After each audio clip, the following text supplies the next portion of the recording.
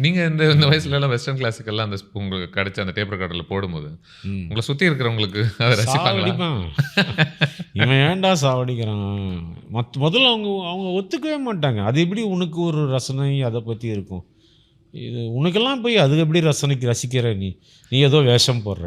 அப்படிதான் வரும் கமெண்ட்ஸ் தவிர, புரியுது.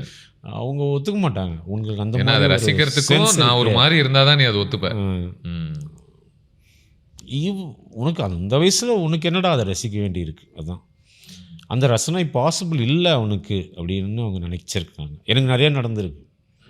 நான் மாத்தி மாத்தி கன்டினியூஸா வீட்ல சங்கராபரணம் சாங்ஸ் போம்போது, எனக்கு அவங்கள ரொம்ப பிடிக்கும்.